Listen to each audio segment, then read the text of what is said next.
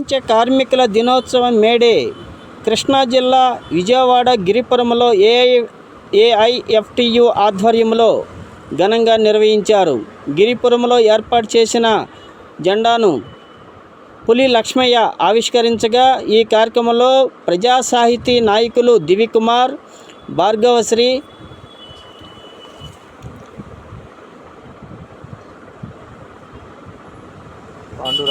పాండురంగారావులతో పాటు తదితరులు పాల్గొన్నారు. ప్రపంచ కార్మికుల ఐక్యం కావాలంటూ నినాదాలు పెద్ద ఎత్తున హోరెత్తాయి.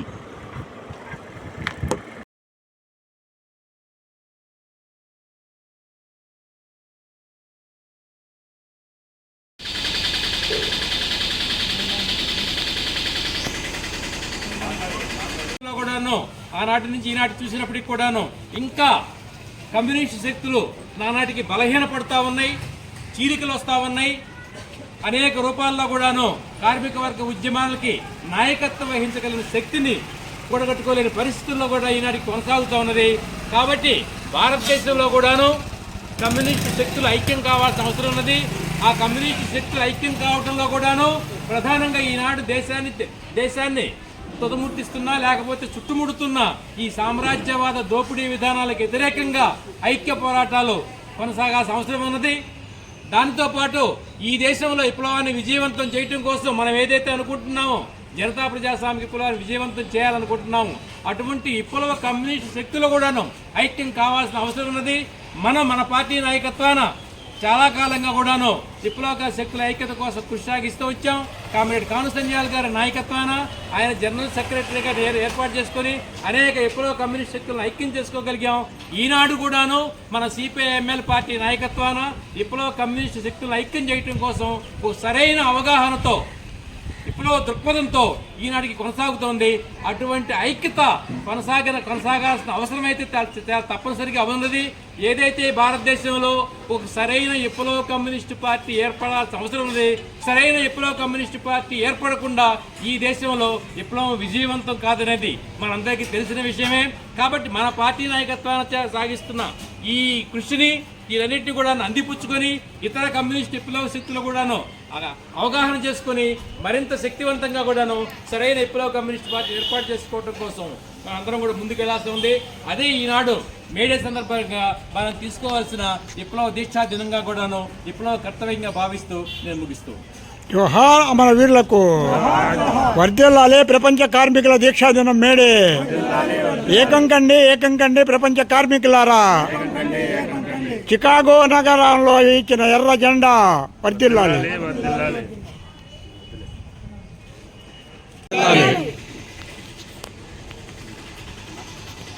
వాళ్ళ గోడు ఆలకించే వాళ్ళు కూడా లేరు. వాళ్ళ కంపెనీ అకౌంట్ తెలియదు, ఓనర్ ఎవడో తెలియదు, ఎవరి మీద పోరాడాలో తెలియదు.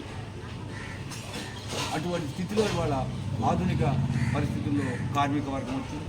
ఇటువంటి వాళ్ళందరినీ కూడా సంఘటితం చేయాల్సినటువంటి యూనియన్లోకి సమీకరించాల్సినటువంటి పరిస్థితి మరి వాళ్ళ కార్మిక ట్రేడ్ యూనియన్ చేపట్టాల్సిన.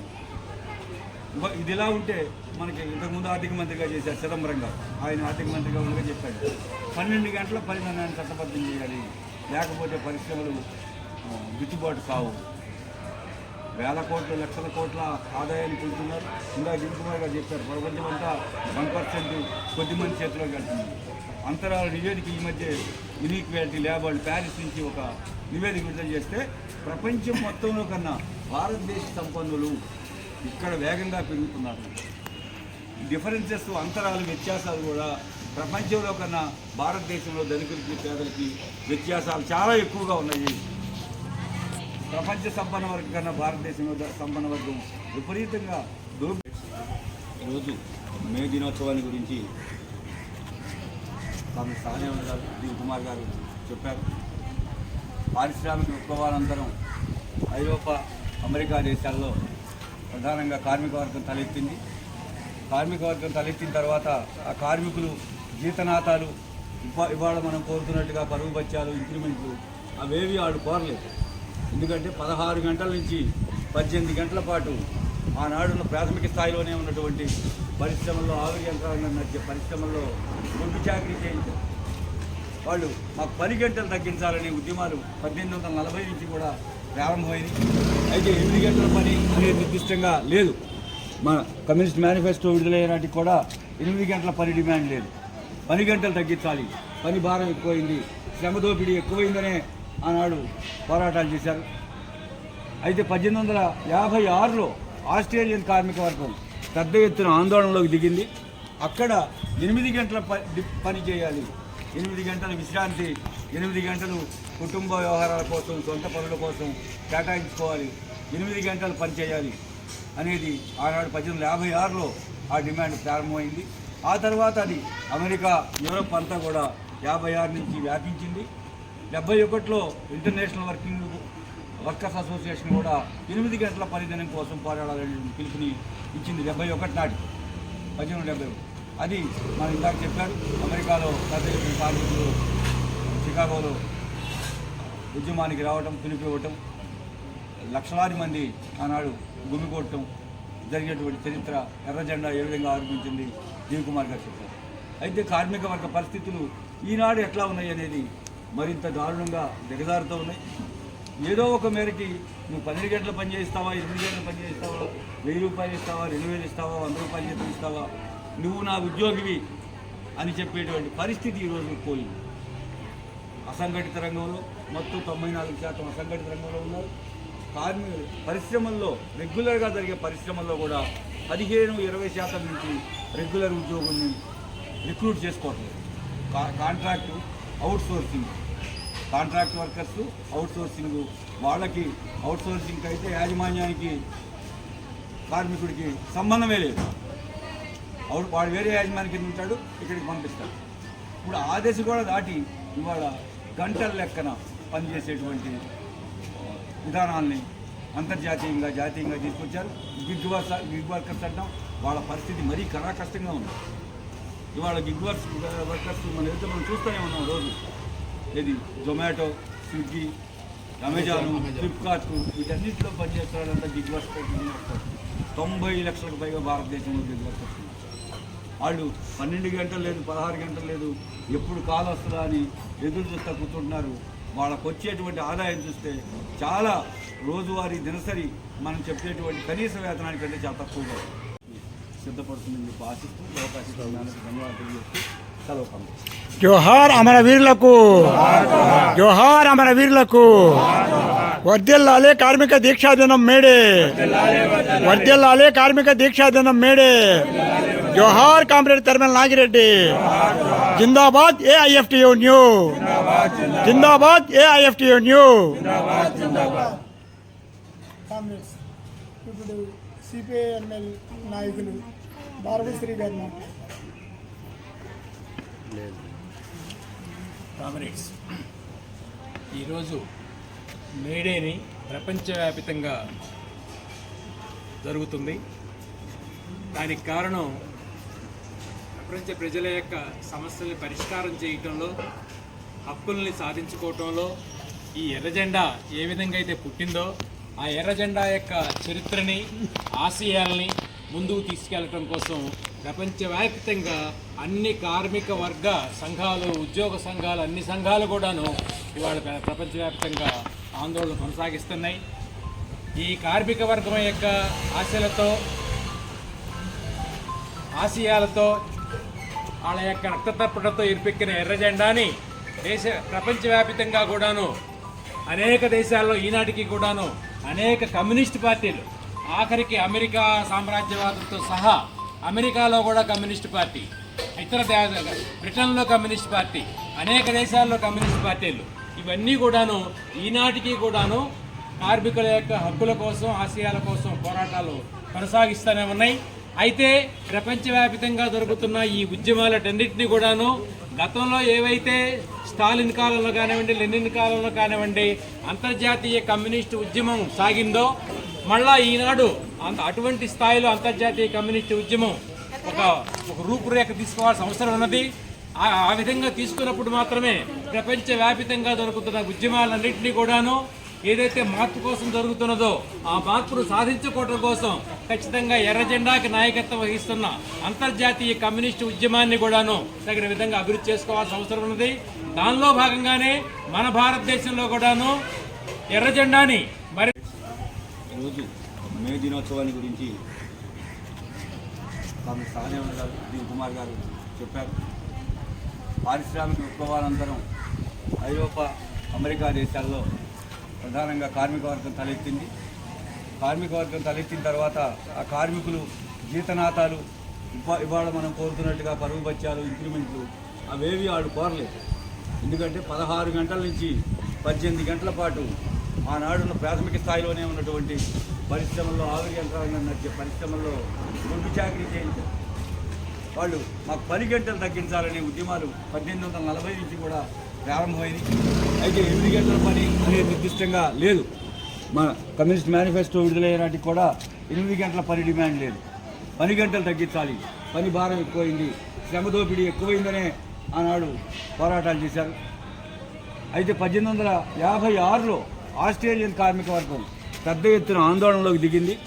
అక్కడ 8 గంటల పని చేయాలి, 8 గంటల విశ్రాంతి, 8 గంటలు కుటుంబ వ్యవహారాల కోసం, సొంత పనుల కోసం కేటాయించుకోవాలి, 8 గంటలు పని చేయాలి అనేది ఆనాడు 1856లో ఆ డిమాండ్ ప్రారంభమైంది.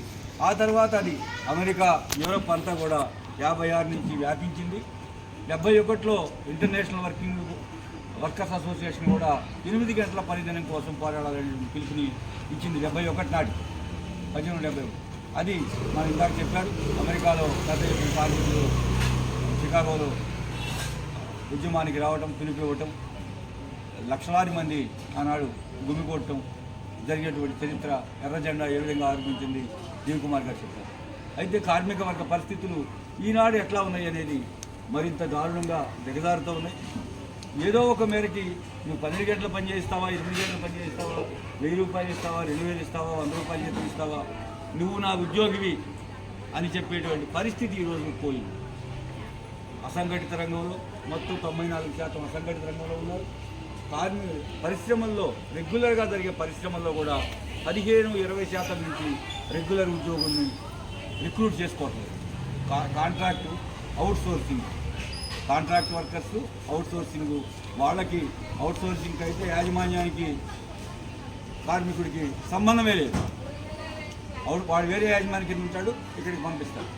ఇప్పుడు ఆ దశ కూడా దాటి ఇవాళ గంటల లెక్కన పనిచేసేటువంటి విధానాల్ని అంతర్జాతీయంగా, జాతీయంగా తీసుకొచ్చారు. గిగ్ వర్కర్స్ అంటాం. వాళ్ళ పరిస్థితి మరీ కష్టంగా ఉంది. ఇవాళ గిగ్ వర్కర్స్ మనం చూస్తూనే ఉన్నాం రోజు.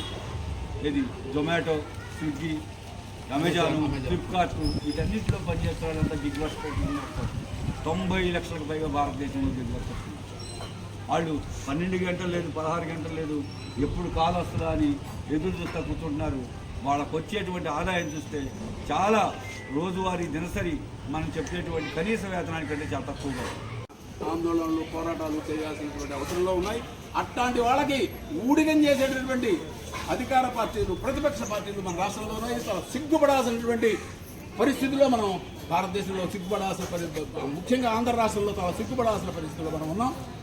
ఎవడన్నా అడిగితే ఎక్కడ మీకు రాజధాని ఎక్కడుంది, రాష్ట్రం ఏర్పడి 10 ఏళ్ళు అయిందంటే రాజధాని ఎక్కడుందో చెప్పలేని పరిస్థితి ఈ పాలకులు సృష్టించారంటే అంతకంటే సిగ్గుమాలిన పాలకులు ఉన్నారా అని మనం వాళ్ళని ప్రశ్నించాల్సిన పరిస్థితులు ఉన్నాయి. కనుక వీటన్నిటిని దృష్టిలో పెట్టుకుని ఇవాళ ఈ మేడే సందర్భంగా కార్మికుల హక్కుల మీద ఎంతో దాడి జరుగుతోంది. వాళ్ళ కార్మిక హక్కులు 44 రకాల చట్టాలని 4 కోట్ల కింద మార్చేసి కార్మికులను ఎప్పుడైనా తొలగించవచ్చు, ఎన్ని గంటలైనా పనిచేయించుకోవచ్చు అనేటటువంటి దాన్ని ఇవాళ వ్యాప్తిలోకి పాలకులు తీసుకొచ్చారు. అట్లాగే రైతాంగాన్ని విపరీతమైన వాళ్ళ వ్యవసాయ రంగంలో సామ్రాజ్యవాద కార్పొరేట్ రంగాలు ప్రవేశపెట్టి రైతులని కూలీల కింద వాళ్ళ కాళ్ళ మీద వాళ్ళు బతికేటటువంటి ఆసరా లేకుండా చేస్తున్నారు. వీటన్నిటి దృష్ట్యా ఈ రోజున కార్మిక వర్గం యొక్క కర్తవ్యం ఏమిటంటే మొత్తం దేశంలో ఉన్నటువంటి శ్రమజీవులందరినీ, వాళ్ళు కార్మికుల, వాళ్ళు రైతుల, వాళ్ళు అనేక రకాల వృత్తులు చేసుకునేటువంటి పేద వర్గాల, శ్రమజీవుల, ఉద్యోగస్తుల, ఎవరైనా కావచ్చు, దోపిడీ బడా కుబేరులు కాకుండా పెద్ద పెద్ద భూస్వాములు, పెద్ద పెద్ద బడా బూర్జువా వర్గాలు, సామ్రాజ్యవాద కార్పొరేట్ కంపెనీలో కాకుండా మిగిలిన వాళ్ళందరినీ ఐక్యం చేసి పోరాటం చేయాల్సినటువంటి ఈ దేశంలో ఒక నూతన ప్రజాస్వామిక విప్లవాన్ని నెలకొల్పాల్సినటువంటి కర్తవ్యం మన దేశపు కార్మిక వర్గం మీద ఉంది. ఆ రకంగా ఆ స్ఫూర్తిని మనం ఈ మేడే సందర్భంగా తీసుకుని దీనిని కార్మిక హక్కుల దీక్షా దినంగా మనం జరుపుకుంటున్నాం. దీన్ని కొనసాగిద్దామని, అమరవీరుల ఆశయాల్ని ఆ విధంగా మాత్రమే మనం సాధించగలుగుతామని మీ అందరి దృష్టికి తీసుకొస్తూ దాల్చాలి. వర్ధిల్లాలి కార్మిక దీక్షా దినం మేడే. సాధిద్దాం సాధిద్దాం అమరవీరుల ఆశయాలను. జోహార్ కామ్రేడ్ తర్మల్ నాగిరెడ్డి.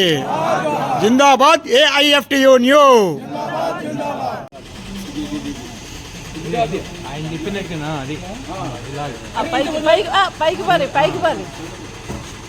వర్ధిల్లాలి ప్రపంచ కార్మిక వర్గ దీక్షా దినం మేడే. వర్ధిల్లాలి వర్ధిల్లాలి. ప్రపంచ కార్మికులారా ఏకం కండి ఏకం కండి. ప్రపంచ కార్మికులారా ఏకం కండి ఏకం కండి. వర్ధిల్లాలి ప్రపంచ కార్మిక వర్గ దీక్షా దినం మేడే. వర్ధిల్లాలి వర్ధిల్లాలి.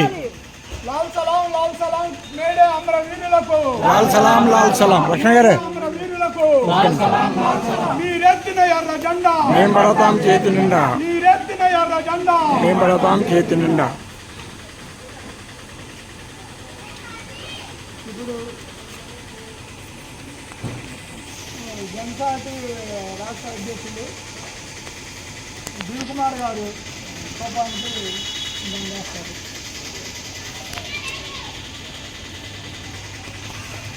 వర్ధిల్లాలి ప్రపంచ కార్మిక వర్గ దీక్షా దినం మేడే. వర్ధిల్లాలి వర్ధిల్లాలి.